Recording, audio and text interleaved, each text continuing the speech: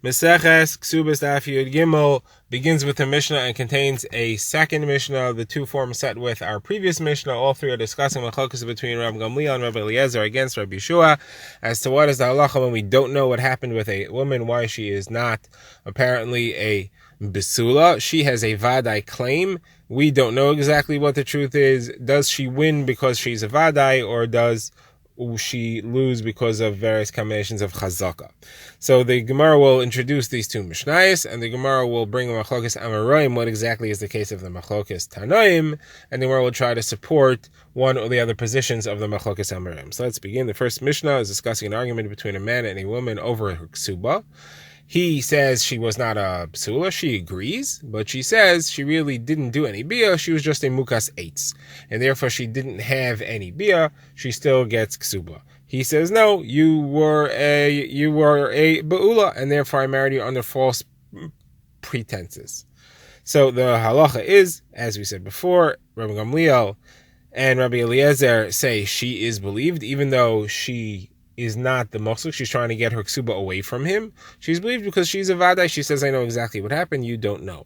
According to Rabbi Yeshua, he's the moksik, and therefore he holds on to the ksuba. He doesn't have to pay it until she can prove that she really was a mukas eitz and not a beula. Now, the Gemara begins, the Gemara has a machlokes. What exactly are their claims? How much money are they asking for? According to Rabbi Yochanan, she wants a full ksuba of 200. She says she's a mukas eitz. She gets a full ksuba of 200. And he says, no, I agree, you get 100, but not more. According to Rabbi Elazar, she's only asking for 100, and he's saying you get 0. Now, the Gemara says, what is the understanding, what is the explanation of this machlokes, what's behind it? So the Gemara says it's based on a machlokes between Rabbi Meir and the Chachamim, what is the halacha of a mukas eitz, and it's based on a machlokes between Rav Chia bar Avin in the name of Rav Sheshes and others, what is the halacha of a woman who was married and she was becheskas besula and found to be a beula. So Rav Elazar is the easy one to understand. He wants to go with the Rabbanon's opinion, that Rabbanon hold that a mukas eitz, even if it's not under false pretenses, a mukas eitz counts as an almana. She counts as a beula, and therefore she only gets a ksuba of 100. Therefore, the most she could be claiming when she says is a mukas eitz is that she gets 100. Therefore, when he's saying you get less, he has to be saying you get 0. You get 0. That means that he's saying, because I didn't know what the circumstances were, I thought you were a basula. Turns out you're a beula. He's claiming she was a beula, so he's saying that a beula gets 0. It's a completely false understanding. I thought one thing. I would never have married you in the first place. Therefore, you get nothing. That is against the opinion of Rav Chia bar Avin. Rav Chia bar Avin says, even if he wants to say that she's a beula, she still gets a ksuba like a beula. She still gets a ksuba like an almana, so she gets 100 zuz. Now, Rav Yochanan held like Rav Chia bar Avin. Therefore, he has to understand that what's the man's claim? The man's claim is that you only get 100.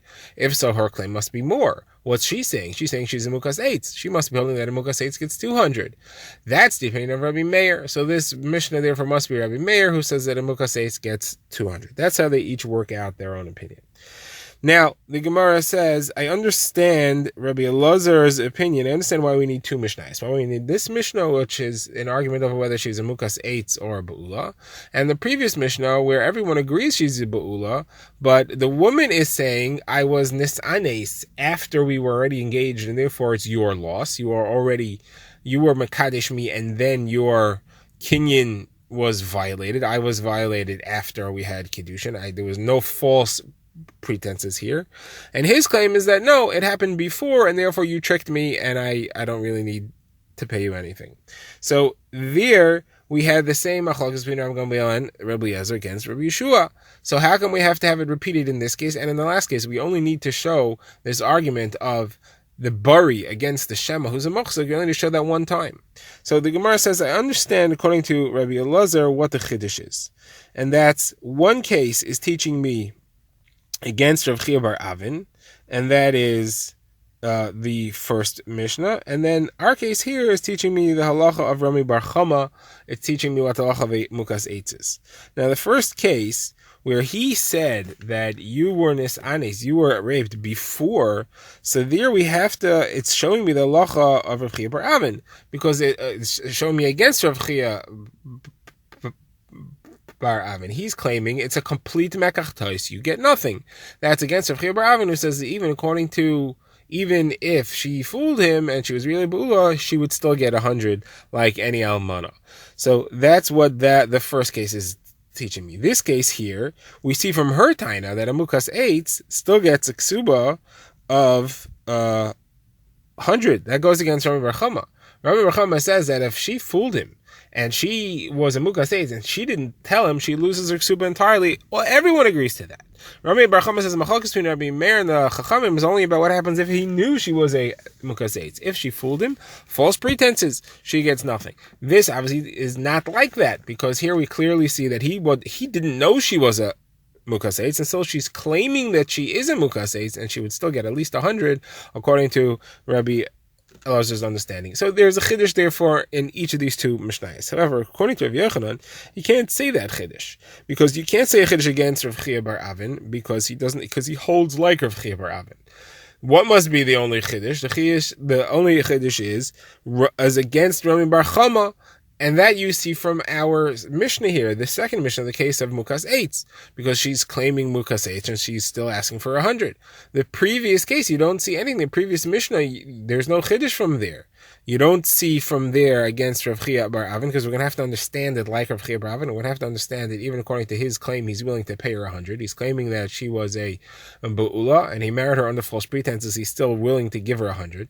You have to say that. And you don't see that proven from there, so you don't see anything from there. So what then is the need of these two Mishnayos according to Rabbi Yochanan? So the Gemara explains the Chiddush is that there's a machlokes between Rabbi Gamliel and Rabbi Yeshua in both cases. And that's because in the previous Mishnah, she had a migu. She could have said she was a mukas eitz. It would have been a much better claim. According to Rabbi Yochanan, if she would have said she was a mukas eitz, she would have been able to claim 200. She didn't say that. That proves that she must be telling the truth. Still, Rabbi Yeshua says she's not believed in that Mishnah. Now, I also need this Mishnah, because here, how would I know that where she does not have a migu? How would I know that Rabbi Gamliel and Rabbi Eliezer would say that even without a migu, she's still believed because she's the bari? So therefore, we need this Mishnah also to show that even without the migu, she's still believed. Okay, this concludes the Gemara's discussion on this Mishnah. Now we get to our next Mishnah. The next Mishnah is not talking about where there's any claim against her from her husband. As a matter of fact, we're talking about a single girl. But the Beis Din are concerned that she's being basana. So you have two cases in the Mishnah. The first case says they saw her talking to a man. The second case, they see that she's pregnant. In each case, they asked her what's going on, who's the father, or who is this guy? And she said he's a kosher person. Well, according to Rabbi Gamliel and Rabbi Eliezer, she's a vadai. She knows who the guy is. She says he's kosher. We believe her, and therefore she's still considered kosher. We don't assume that she had bia with a puzzle and she's now puzzled to kahuna. She can still marry a Kohen if she wants to. She's still considered to be a kosher. She didn't have Avera. She was a single girl who was mezana, but that does not ask her unless the person was a puzzle. However, according to Rabbi Yeshua, we have to suspect that maybe the person was in a sin or a mamzer, and therefore the bia that she had was a bia to someone who puzzles her to kahuna, and now she's puzzled to kahuna. What is the status of the child? That's going to be a discussion later.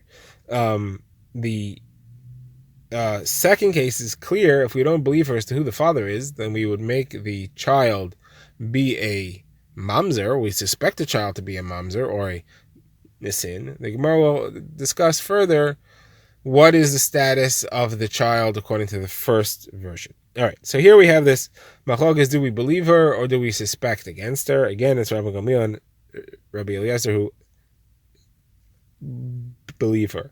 Now, the Gemara brings a machlokes. When we say she was talking to somebody, what does that mean? Obviously, it's not usher to talk to somebody. You're not going to usher her to kahuna just because she spoke to a man. So what exactly does this mean? It's obviously a euphemism for something. So Zeiri says it just means she had yichud. And Rav Asi says it means that we know she did a bia. We had witnesses or something, and we know that she did the bia actually. Now, the word talking fits better with yichud. Talking is the kind of thing which you might do in seclusion. So that somewhat supports Zeiri's position. The Gemara says Rav Asi will just say that it's a Lashon Sakinar, it's a Lashon Nikia, it's a clean version. It's referencing the pasuk in Mishnah that says that a Zona, an Isha Mina Efes, is Achla Machsa Pia Va'amrala Pa'alti Oven. She eats, she wipes her mouth, and she says, I didn't do anything wrong. So you see the expression of eating or of speaking in relation to Uznus.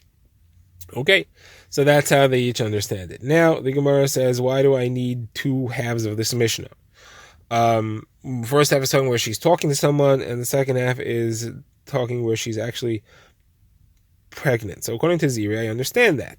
You need to show both opinions. You need to show that even where it was just a yichud, still Rav Yeshua says she's not believed, and even where it was an actual bia, still Rav Gamliel and Rabbi Eliezer say she is believed. According to Rav Asi, they're both the same. They're both pretty much testifying that a bia happened. So the Gemara says one is to tell me the halacha of her. That's the first case, that she is allowed to marry kahuna. The second, so she's pregnant, is to tell me the halacha of her child, that each one would say whether or not the child is allowed to marry, whether or not the child is considered to be a bas mamzer or not. Says the Gemara, that makes sense according to the opinion later that says that whatever her halacha is halacha of her child as well. However, there's an opinion later that says according to all opinions the child's also. Even Rabbi Gamliel agrees that the child is considered to be a mamzer. So what then? Do I need a different case in the Mishnah? There is no machlokes about the child. So the Gemara says Rav Asi doesn't hold that way. Rav Asi holds that the same machlokes applies to the child as well. And now the Gemara says that Rav Papa asked Abaye a question on Zeiri. Zeiri says that she just had yichud, but according to Rav Yeshua, you're not trusting her, even based on just a yichud, but we do not aser, we have a statement of Rav, we don't aser a woman to her husband if she's miyachid with someone. So why would we assume that she did a bia and aser her to kohanim if she's just miyachid with someone? So Gemara answers, as far as Hilchas Yuchsin, who's allowed to marry who, and Kohanim, we go extra chumrah. We're not going to ask a woman to her husband based on a yichud with another man, but we will ask her to Kohuna based on a yichud with another man. And now Gemara tries to prove whether Rav Asi or Zeiri make more sense based on a brisa. So the brisa is very similar. It says that what happened is that we saw that she went into yichud with him, either into a hidden place, into a makom b'seiser, or she went into a chorva. Now Rashi explains chorva is much more likely to have been znus. Chorva was a place that was commonly used for znus. It was set aside for znus. Now the rest of it is the same. They asked her, what's with this man? She said he's a kosher, he's a kayin, he's my cousin, whatever it is. Rabbi Gamliel, Rabbi Eliezer say she's believed. Rabbi Yeshua says no, she's assumed to have been nival to a puzzle to her until she brings a proof otherwise. Now, it says according to Zeiri that this halacha could be talking about just yichud. So understand there's a difference between yichud and a place that's not set aside for znos, where we don't necessarily assume znos, and a place which is assumed znos. And we need to show that each opinion in both circumstances. Rabbi Gamliel trusts her even where it's znos, and Rabbi Yeshua would not trust her even if it's just yichud. And according to Rav Asi, you can't be talking about just yichud here. Yichud here has to be that we're referring to our real bia, because Rav Asi says that by yichud there's no machlokas at all. So what then is the difference between makom seiser and a chorva? Why do we have these two things? So the Gemara answers, one is talking about yichud in the city, one is talking about yichud out in the fields. And the difference is, who are the people around that are more likely to have been this man? In the city, could be a city of rov ksherim, and therefore she has a rov on her side. The majority of people around could have been a kosher yid, and therefore she's supported to that extent. In the fields, in the midbar, wherever it is, people there could show up from anywhere in the world, and the world is Roiv Goyim, who would passel her to a kahuna.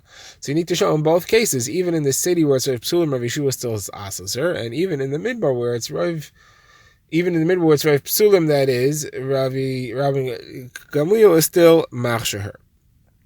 Okay, so that doesn't prove anything either way. Now the Gemara says we're going to try to prove from another brisa. This brisa fills in the conversation between Rabbi Yehoshua and Rabbi Gamliel and Rabbi Eliezer. And based on this conversation, the Gemara will have to explain, and there seems to be a step or two missing, and based on our explanation, that will help us understand it'll be a conclusive proof like Zeiri and against Rav Asi. So the Brisa says as follows. This is the type of testimony that a woman is trusted on. Rabbi Yeshua says she's not trusted. And then the Gemara says, Yeshua said to the others, he said, don't you agree that in a case where a woman was captured, she was taken prisoner, and we know she was taken prisoner, but she says, I'm Tahora. No one raped me. I'm fine. That she's not trusted, and we assume that she was Nival, and therefore she's also to Kahuna. So they said, yes, we do agree that that's true halacha. So he says, so what's the difference between there and here? There you don't trust her, so here in our case, we shouldn't trust her either, and we should ask her as well. So they said, what do you mean? There were witnesses. There were witnesses that she was taken captive, and we know that there's a bia that happens there. So how could you compare that to here? So Rabbi Yeshua said, what do you mean? One of the cases we're arguing about is where she's pregnant. If she's pregnant, so it'll be happen for sure. So on that, Rabbi Gamliel and Rabbi Eliezer agreed that he has a good point. There shouldn't seem to be a difference between those two. However, they said, why do you argue on us even in a case where she was just talking to the guy? The other case where she's not pregnant, that's very different than when she was captured. When she was captured, so most captors of the Kechavim are Prutzim Ba'arayas. We know that they're going to do a bia for sure. They'll be ma'anas her for sure. However, in this case, you don't know anything happened. And on that, he said, no, it's just as likely that it happened. They were beyichud, ein apatrapas la'arayas. You can't trust anybody. When you're in yichud, anything can happen. So you see that they're talking about differences between whether she was pregnant or whether she was something less than that. So the Gemara had filled in the yichud part. The Brisa didn't say that it's yichud. The Brisa just said, he said, and they said, and he answered, yeah, but but the yichud part we filled into the Brisa. But either way, you have to be talking about two different things. We're talking about the difference between a case where she was pregnant and a case where she wasn't pregnant, and therefore the bia is not sure. So obviously it's not talking about whether it was a bia. So therefore Rav Asi doesn't make sense here, because what's the difference between the two? According to Rav Asi, we're not interested. There is no machlokes in the case of yichud. It's only when there was a bia for sure. So obviously we have to go like Zeiri, and the two cases that they're discussing is one where she was pregnant and therefore the bia happened for sure, and one where there was just yichud and there was some question of doubt there, and then they have this argument: do you say ein apatrapas la'arayos or not? All right, now the Gemara goes on to the next topic, which really comes off the end of this brisa. The last line of the brisa said that the whole machlokes is about her, but everybody agrees that the child is a suffix. The child, if she gives birth, is from this. The child is what's called a shtuki, which means he's quieted. If he asks, who's my father? His mother will say Shah, because she doesn't know who the father is. And generally that means that he is a suffix halacha. So the Gemara now brings a machlokes, again between Rabbi Eliezer and Rabbi Yochanan. What is the application to the child here? According in our Mishnah, we had a machlokes between Rabbi Gamliel and Rabbi Eliezer against Rabbi Yeshua. What is the status of the woman? Is she passed the kahuna or not? What is the status of the child? So Rabbi Yochanan says the same machlokes applies to the child. According to those that are machshir, the child's kosher. And Rabbi Eliezer says no, everybody agrees that the child is puzzle, and the Gemara explains the reason. The reason is because the child does not have a cheskes kashrus. The woman was born kosher to kahuna. You want to say that she changed? Prove it. She stays in her kosher state until you can prove otherwise. In the opinion of when you're referring to, however, the child was never born with any chazaka. If she was mezana with a puzzle, the child was puzzle from birth and never had a status. And therefore the child never has any chazaka and will have to be machmir and a 50-50 suffix that the child is puzzle to kahuna. That's Rabbi Eliezer's understanding. Rabbi Yochanan says, no, the chazaka here doesn't make a difference, and the same thing applies to everyone. So the Gemara brings Navi's proof from our brisa. The brisa we just saw said that everybody agrees that the child is a shtuki. That seems to mean that the child is a suffix, going like Rabbi Yeshua, which would mean that everyone is agreeing there. There is no machlokes there that the child is really a suffix. So that's like Rabbi Eliezer's opinion. So The Gemara says no, it's not what it means. We say it's a shtuki, we don't mean it's a suffix what his halacha is or what her halacha is. If it's a woman, she's mutter to kahuna. We only say suffix as far as that she has no yichus to kahuna. We can't make her a bas kohen, and if it's a boy, we can't make him a kohen. The Gemara says, is there such a thing as a suffix who's kosher? You want to say he's kosher to kahuna, but he's a suffix anyway? You have such a thing? The Gemara says yes. We have a brisa that says if you have 10 kohanim that are standing and one of them leaves, and he does a bia and fathers a child. We don't know which kohen it was, but we know it's a kohen for sure. So here you have what's called a suffix shtuki who's kosher. He's definitely comes from kahuna. And he's definitely a kosher to marry a Yisrael, but he does not have any rights of kahuna. And the reason is because he does know who his father is. The halachas of kohanim only apply where you know who the father is. And this is the same kind of circumstance. One more step the Gemara had brought earlier. The Gemara said that there's a machlokes between Rabbi Yeshua ben Levi and the Gemara doesn't say you, possibly another opinion, as to whether the machlokes in the Mishnah is talking about Rav Psulim or Rav Ksherim. According to Rabbi Yeshua ben Levi, the same machlokes exists by Rav Psulim and by Rav Ksherim, where most of the people around the city or the town, wherever she is, whether they're majority people that passel her or majority people that would not passel her, doesn't make a difference. Rabbi Gamliel, Rabbi Elazar would still say she's mutter, and Rabbi Yeshua would still say she's aser. So as a Gemara, we have a shtickle proof to this, because when we had the discussion between Rabbi Yeshua and the others, they didn't claim against him that in the case of the woman who was captured, she's surrounded by Rav Psulim. And we're talking about Rav Ksherim. They didn't make that distinction. So obviously, we are not distinguishing between Rav Psulim and Rav Ksherim. We say the same thing, even the Rav Psulim. The Gemara accepts that and says that it is a proof to Rav Yeshua ben Levi.